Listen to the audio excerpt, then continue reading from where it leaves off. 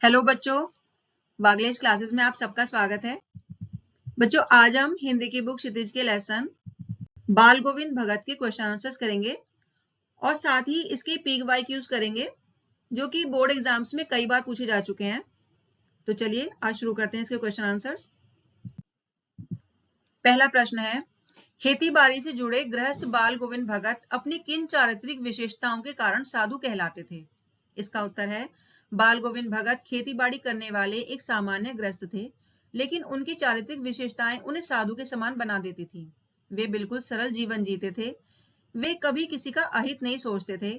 उनका मन भक्ति में रमा रहता था। वे सुबह शाम भजन कीर्तन और प्रभातियां गाते थे। इतना ही नहीं, उनमें निष्काम सेवा और करुणा भी थी। अपने बेटे की मृत्यु के बाद भी वे मोह माया में नहीं बंधे और पतोह की दूसरी शादी कर दी ताकि उसका जीवन सुरक्षित हो सके। त्याग, भक्ति और निस्वार्थ सेवा जैसी चारित्रिक विशेषताओं के कारण ही लोग बाल गोविंद भगत को गृहस्थ होते हुए भी सच्चा साधु मानते थे।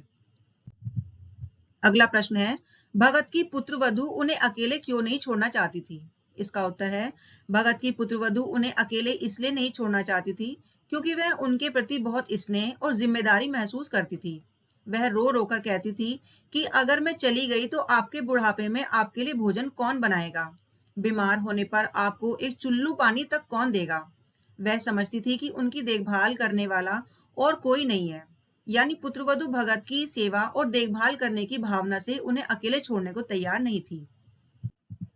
अगला प्रश्न है, भगत ने अपने बेटे की मृत्यु पर अपनी भावनाएं किस तरह व्यक्त की? इसका उत्तर है, भगत ने अपने बेटे की मृत्यु पर अपनी भावनाएं बहुत ही संतुलित और साधु की तरह से व्यक्त की।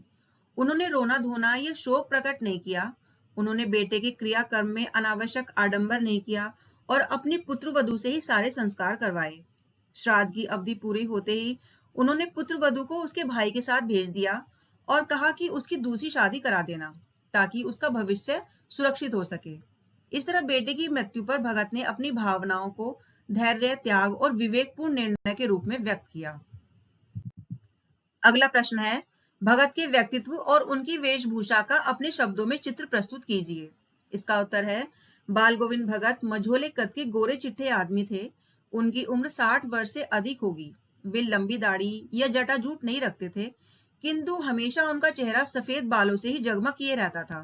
वे खेती बाड़ी करने वाले एक साधारण गृहस्थ थे, लेकिन उनके विचार, आचरण और भक्ति उन्हें साधु जैसा बना देते थे। उनकी वेशभूषा भी बहुत साधारण थी। वे कपड़े बिल्कुल कम पहनते थे, कमर में एक लंगोटी मात्र और सिर में कबीर पंथियों जैसी कनफटी टोपी पहनते थे। जब सर्दी आती थी तो एक काला कंबल ऊपर से ओढ़े रहते थे। इस तरह बाल गोविंद भगत का व्यक्तित्व और वेशभूषा दोनों ही उनकी सादगी, भक्ति और साधुता को दिखाते थे। अगला प्रश्न है, बाल गोविंद भगत की दिनचर्या लोगों के अचरज का कारण क्यों थी? इसका उत्तर है, बाल गोविंद भगत की दिनचर्या लोगों के अचरज का कारण इसलिए थी क्योंकि वे बहुत साधारण गृहस्थ होकर भी साधुओं जैसी दिनचर्या जीते थे। वे कबीर को अपना साहब मानते, उन्हीं के आदेशों पर चलते और उनके गीतों को गाते, जिसे सुनकर लोग मंत्रमुग्ध हो जाते थे। गृहस्थ होने के बावजूद उनका इतना अनुशासन, नियमित पूजा भजन, कभी झूठ ना बोलना, सभी से अच्छा व्यवहार करना, बिना पूछे किसी की कोई चीज का प्रयोग न करना और मोह माया से दूर रहना लोगों के लिए आश्चर्य की बात थी। अगला प्रश्न है, पाठ के आधार पर बाल गोविंद भगत के मधुर गायन की विशेषताएं लिखिए। इसका उत्तर है, पाठ के आधार पर बाल गोविंद के मधुर गायन की निम्न विशेषताएं हैं। नंबर 1, उनका गायन इतना मधुर था कि सुनने वाला हर कोई उसमें खो जाता था। नंबर 2, उनके गीतों से खेतों में काम कर रहे किसान, औरतें और बच्चे तक झूमने लगते थे। नंबर 3, उनका संगीत लोगों के दिलों को छूकर उन्हें भाव विभोर कर देता था। नंबर 4, उनके गायन में ऐसी शक्ति थी कि हल चलाने वाले के पैर ताल में उठने लगते और धान रोपने वालों की उंगलियां लय में चलने लगती थीं। नंबर 5, उनका गीत कभी आकाश तक गूंजता तो कभी खेतों और गांवों में फैल जाता। नंबर 6, उनका गायन साधारण गीत न होकर जादू की तरह लगता था, जो हर किसी के मन को बांध लेता था। अगला प्रश्न है, कुछ मार्मिक प्रसंगों के आधार पर यह दिखाई देता है कि बाल गोविंद भगत प्रचलित सामाजिक मान्यताओं को नहीं मानते थे। पाठ के आधार पर उन प्रसंगों का उल्लेख कीजिए। इसका उत्तर है, पाठ में इसके निम्न मार्मिक प्रसंग हैं। नंबर 1, बेटे की मृत्यु पर व्यवहार। जब उनके बेटे की मृत्यु हुई तब उन्होंने शोक और क्रियाकर्म में तामझाम नहीं किया। बेटे की चिता को जलाने के लिए उन्होंने बहू से ही अग्नि दिलवाई, जबकि समाज में ये काम पुरुष करते थे। नंबर 2, बहू का पुनर्विवाह। श्राद्ध की अवधि पूरी होते ही उन्होंने बहू को उसके मायके भिजवाकर कहा कि उसकी दूसरी शादी कर दो, ताकि उसका जीवन सुरक्षित हो सके। उस समय समाज में विधवा विवाह को अच्छा नहीं माना जाता था, लेकिन उन्होंने इन परंपराओं की परवाह नहीं की। इन प्रसंगों से साफ है कि बाल गोविंद भगत प्रचलित सामाजिक मान्यताओं को नहीं मानते थे। अगला प्रश्न है, धान की रोपाई के समय समूचे माहौल को भगत की स्वर लहरियां किस तरह चमत्कृत कर देती थीं? उस माहौल का शब्द चित्र प्रस्तुत करें। इसका उत्तर है, धान की रोपाई के समय रिमझिम बारिश हो रही थी। चारों ओर गांव के लोग खेतों में काम कर रहे थे। कहीं हल चल रहे थे, कहीं पर गांव के लोग धान की रोपाई कर रहे थे। खेतों में भरे पानी में बच्चे उछल कूद कर रहे थे और औरतें खाने पीने की पोटली लेकर मेड़ पर बैठी थी। तभी बाल गोविंद भगत अपना गाना शुरू करते थे। उनके स्वर इतने मधुर और गहरे होते थे कि काम में लगी सभी लोग मंत्रमुग्ध हो जाते थे। थकी हुई देह में नई ऊर्जा भर जाती थी। मेड़ पर खड़ी औरतें गुनगुनाने लगती थीं। हल चलाने वालों के पैर ताल से उठने लगते थे। रोपनी करने वालों की उंगलियां क्रम से चलने लगती थीं। इस तरह धान की रोपाई के साधारण सी दृश्य को भगत की स्वर लहरियां चमत्कृत और दिव्य बना देती थीं। अगला प्रश्न है, पाठ के आधार पर बताएं कि बाल गोविंद भगत की कबीर पर श्रद्धा किन किन रूपों में प्रकट हुई है। इसका उत्तर है, बाल गोविंद भगत की कबीर पर गहरी श्रद्धा थी। ये श्रद्धा उनके जीवन और व्यवहार में कई रूपों में दिखाई देती है, जो निम्न प्रकार है। नंबर 1, भजन कीर्तन में वे रोज कबीर के पद और भजन गाते थे। उनकी प्रभातियां भी कबीर की वाणी से भरी रहती थी। नंबर 2, जीवन मूल्यों में कबीर की तरह ही वे सादगी, सत्य और त्याग के रास्ते पर चलते थे। नंबर 3, सामाजिक मान्यताओं के विरोध में कबीर की तरह वे रूढ़ियों को नहीं मानते थे। नंबर 4, व्यवहार में वे न केवल कबीर के भजनों को गाते थे, बल्कि अपने आचरण से उन्हीं की वाणी को जीते थे। अगला प्रश्न है, आपकी दृष्टि में भगत की कबीर पर अगाध श्रद्धा के क्या कारण रहे होंगे? इसका उत्तर है, मेरी दृष्टि में भगत की कबीर पर अगाध श्रद्धा के मुख्य कारण निम्न रहे होंगे। नंबर 1, सादगी और सत्य का जीवन। कबीर ने दिखाया कि बिना दिखावे के भी सच्चा जीवन जिया जा सकता है। भगत भी सादगी और सत्य को ही सबसे बड़ा मानते थे। नंबर 2, रूढ़ियों का विरोध। कबीर ने जाति पाति और अंधविश्वासों का विरोध किया था। भगत भी इन्हीं रूढ़ियों को नहीं मानते थे और समाज में बराबरी का भाव चाहते थे। नंबर 3, भक्ति का मार्ग। कबीर ने ईश्वर भक्ति और नाम स्मरण को जीवन का आधार बनाया। भगत भी भजन कीर्तन और प्रभातियों के द्वारा भक्ति में लीन रहते थे। नंबर 4, निस्वार्थ सेवा और त्याग। कबीर की शिक्षा त्याग और निस्वार्थता पर आधारित थी। भगत का जीवन भी त्याग और सेवा का प्रतीक था। अगला प्रश्न है, गांव का सामाजिक सांस्कृतिक परिवेश आषाढ़ चढ़ते ही उल्लास से क्यों भर जाता है? इसका उत्तर है, गांव का सामाजिक सांस्कृतिक परिवेश आषाढ़ चढ़ते ही उल्लास से इसलिए भर जाता है क्योंकि गांव में आषाढ़ के महीने में वर्षा ऋतु का आगमन होता है, जो ग्रामीण जीवन और कृषि के लिए बहुत महत्वपूर्ण है। बारिश की पहली बूंद पड़ते ही किसान अपने खेतों में धान की रोपाई का काम शुरू कर देते हैं, जो किसानों के मन में उत्साह भर देता है। इसके साथ ही बारिश से प्रकृति भी पूरी तरह बदल जाती है। सूखी धरती हरी भरी हो जाती है। यह प्राकृतिक सुंदरता गांव वालों के मन को प्रफुल्लित कर देती है। साथ ही आषाढ़ के महीने में कई लोक त्योहार और सांस्कृतिक गतिविधियां भी होती हैं। हरियाली तीज पर महिलाएं झूले डालकर झूलती हैं और गीत गाती हैं। अगला प्रश्न है, ऊपर की तस्वीर से यह नहीं माना जाए कि बाल गोविंद भगत साधु थे। क्या साधु की पहचान पहनावे के आधार पर की जानी चाहिए? आप किन आधारों पर यह सुनिश्चित करेंगे कि अमुक व्यक्ति साधु है? इसका उत्तर है, साधु की पहचान उसके पहनावे से नहीं, बल्कि उसके कर्म, अच्छे व्यवहार और आचरण से होती है। पहनावा तो सिर्फ बाहरी दिखावा होता है। एक सच्चा साधु वही होता है जो सच बोलता है, बिना किसी स्वार्थ के दूसरों की मदद करता है, धन और मोह माया से दूर रहता है और हमेशा दूसरों का भला सोचता है। बाल गोविंद भगत भी इन्हीं गुणों के कारण सच्चे साधु थे। भले ही वे गृहस्थ थे और साधुओं वाला पहनावा नहीं पहनते थे, लेकिन उनका आचरण और व्यवहार बिल्कुल एक साधु जैसा था। इसलिए किसी को साधु कहने के लिए उसका कर्म, व्यवहार व आचरण देखना चाहिए, ना कि उसका पहनावा। अगला प्रश्न है, मोह और प्रेम में अंतर होता है। भगत के जीवन की किस घटना के आधार पर इस कथन का सच सिद्ध करेंगे? इसका उत्तर है, मोह और प्रेम में बहुत बड़ा फर्क होता है।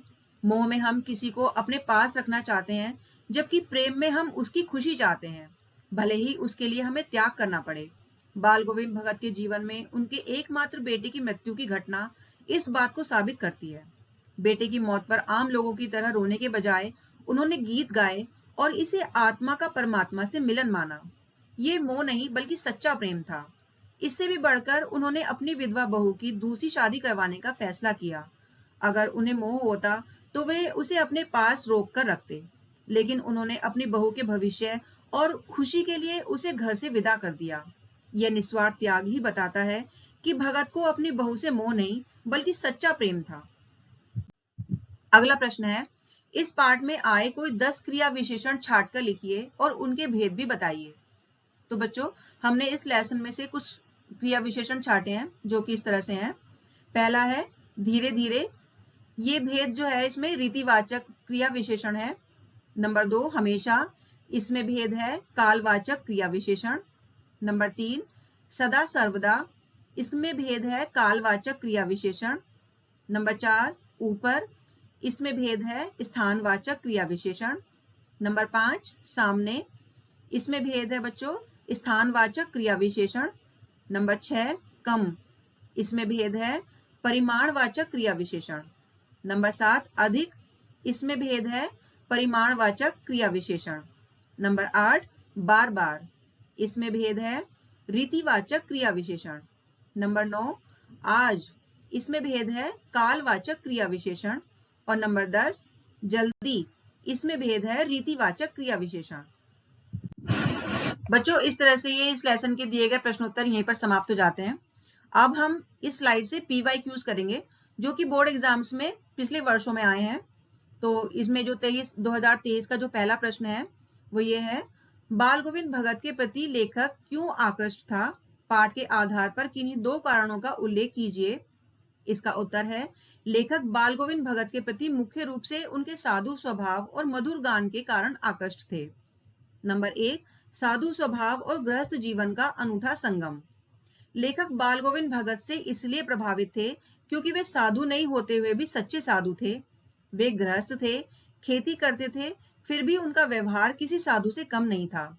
वे कभी झूठ नहीं बोलते थे, किसी से झगड़ा नहीं करते थे और बिना पूछे किसी की चीज नहीं छूते थे। नंबर 2 मधुर गान और संगीत साधना। बाल गोविंद भगत के संगीत में एक अद्भुत जादू था। वे जब कबीर के सीधे साधे पद गाते थे तो खेतों में काम करने वाले लोग, बच्चे और औरतें भी उससे प्रभावित होकर झूमने लगते थे। लेखक उनके इस संगीत साधना से बहुत आकृष्ट थे, खासकर जब वे प्रभात फेरियों में या रात के सन्नाटे में गाते थे। बच्चों, एक अगला प्रश्न पूछा गया है 2023 में, अपने पुत्र की मृत्यु पर बाल गोविंद भगत ने क्या किया? इसके 4 ऑप्शन दिए गए हैं। नंबर 1 फूल और तुलसी दल बिखरा दिया, कबीर के पद गाए, सहक के गले लगकर रोए।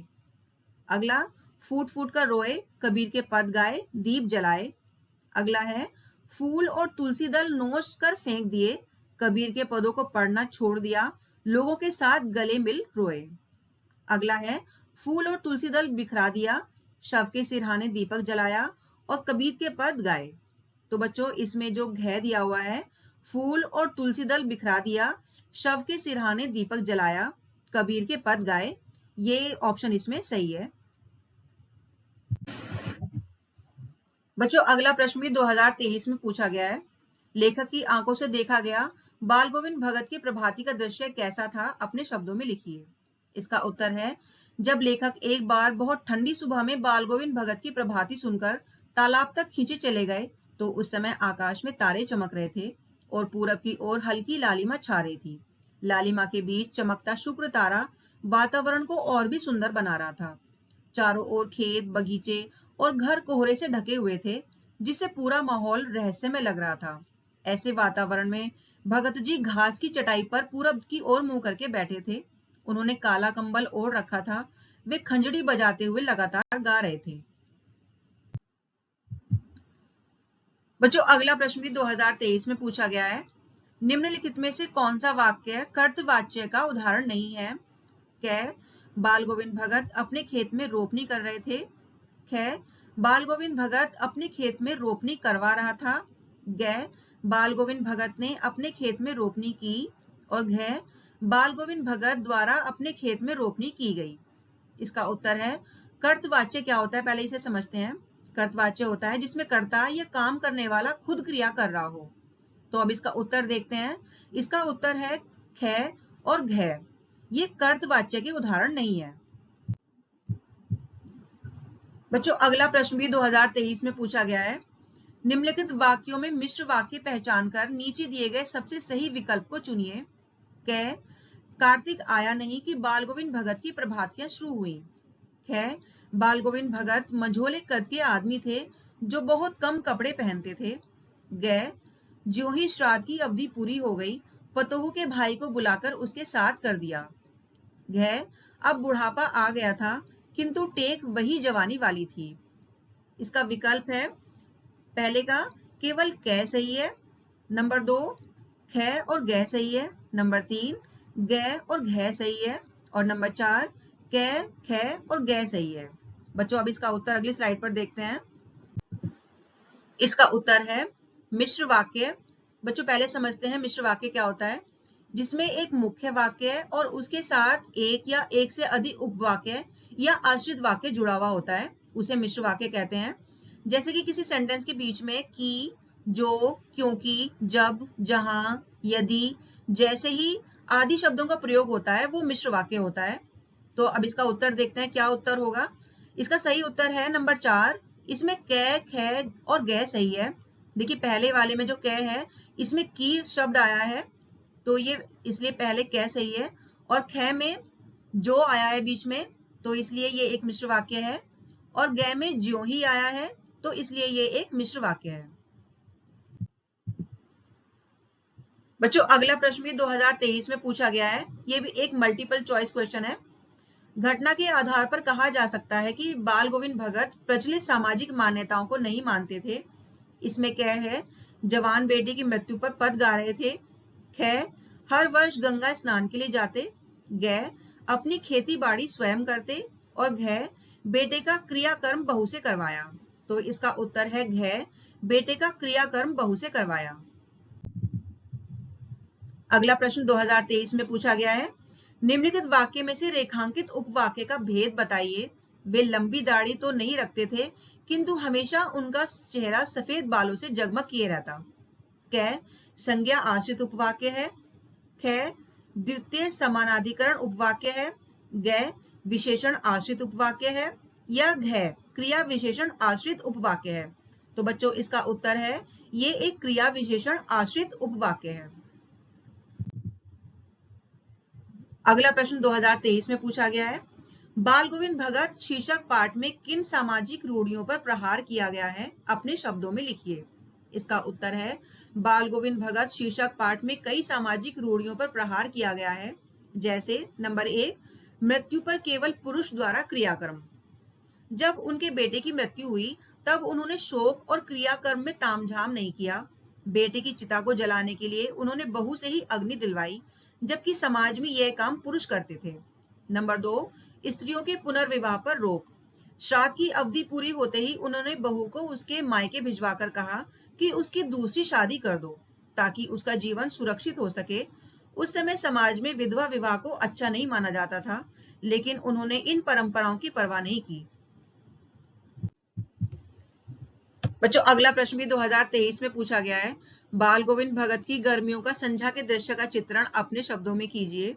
इसका उत्तर है बाल गोविंद भगत गर्मियों की शाम में अपने घर के आंगन में आसन लगाकर बैठ जाते थे और गांव के कुछ लोग भी वहां आ जाते थे और सब लोग खंजड़ियां और करताल बजाने लगते थे। एक पद बाल गोविंद भगत कहते थे और दूसरे लोग उस पद को दोहराते थे। धीरे धीरे ताल और स्वर ऊंचा होने लगता था जिससे सुनने वालों के मन प्रसन्न हो उठते थे और धीरे धीरे उनका मन तन पर हावी हो जाता था। एक समय ऐसा आता कि बीच में खंजड़ी लिए बाल गोविंद भगत नाचने लगते थे और उनको नाचते देख लोगों का मन भी नाचने को करने लगता था। सारा आंगन नृत्य और संगीत से आनंदमय हो जाता था। बच्चों अगला प्रश्न भी 2023 में पूछा गया है। निम्नलिखित में से कौन सी बात बाल गोविंद भगत के संबंध में सही है? क, कार्तिक माह में वे अक्सर शाम को पद गाते थे। ख, वे दूसरों के काम में दखल देते थे। ग, बारिश की आधी रात में अक्सर वे खेतों में चले जाते। और घ, अपने खेत की पूरी फसल वे कबीर मठ में चढ़ाने चले जाते थे। इसका उत्तर होगा घ, अपने खेत की पूरी फसल वे कबीर मठ में चढ़ाने ले जाते थे। बच्चों 2023 में एक और प्रश्न पूछा गया है। भगत की पुत्रवधू भी उनकी उतनी ही चिंता करती थी जितनी भगत उसकी करते थे। बाल गोविंद भगत पाठ से उदाहरण देते हुए इस कथन को स्पष्ट कीजिए। इसका उत्तर है बाल गोविंद भगत और उनकी पुत्रवधू के बीच आपसी चिंता और स्नेह का गहरा रिश्ता था। जैसे भगत अपनी पतोहू की चिंता करते थे, वैसे ही पतोहू भी उनकी उतनी ही चिंता करती थी। जब भगत ने बेटे की मृत्यु के बाद उसकी दूसरी शादी करने का निश्चय किया, तब पुत्रवधू रो रो कर कहने लगी, मैं चली जाऊंगी तो बुढ़ापे में आपके लिए भोजन कौन बनाएगा? आप बीमार पड़ेंगे तो एक चुल्लू पानी कौन देगा? ये प्रसंग दिखाता है कि पुत्रवधू भगत को अकेला नहीं छोड़ना चाहती थी और उनके दुख सुख में साथ रहना चाहती थी। इस प्रकार पाठ से स्पष्ट होता है कि भगत और उनकी पुत्रवधू दोनों एक दूसरे की चिंता समान भाव से करते थे।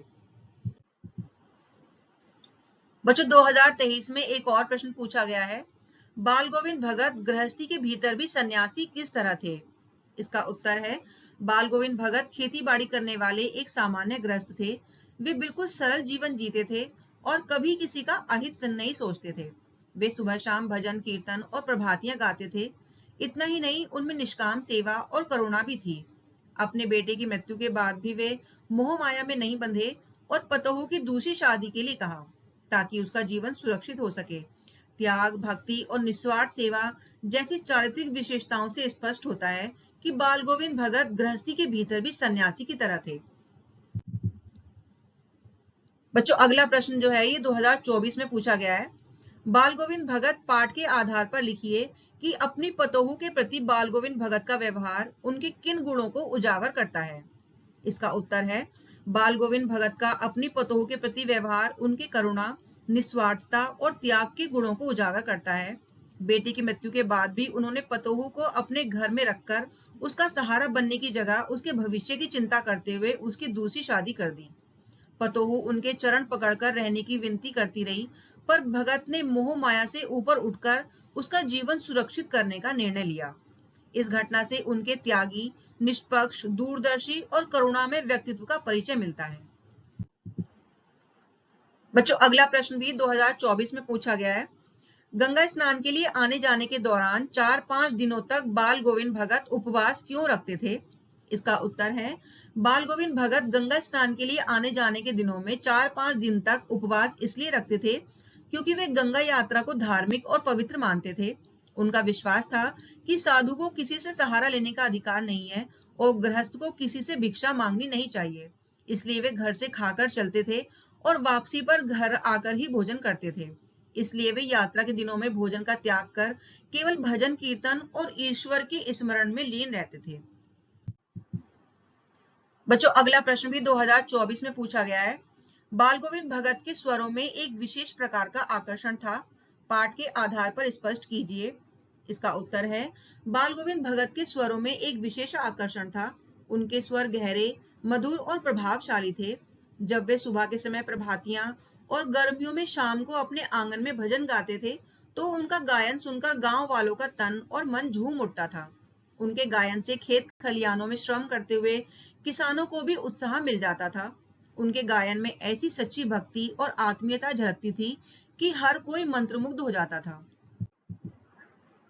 बच्चों अगला प्रश्न भी 2024 में पूछा गया है।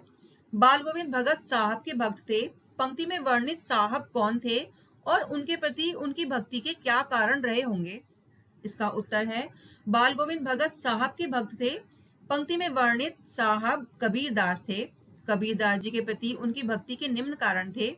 नंबर 1, भजन कीर्तन में वे रोज कबीर के पद और भजन गाते थे। उनकी प्रभातियां भी कबीर की वाणी से भरी रहती थीं। नंबर 2, जीवन मूल्यों में कबीर की तरह ही वे सादगी, सत्य और त्याग के रास्ते पर चलते थे।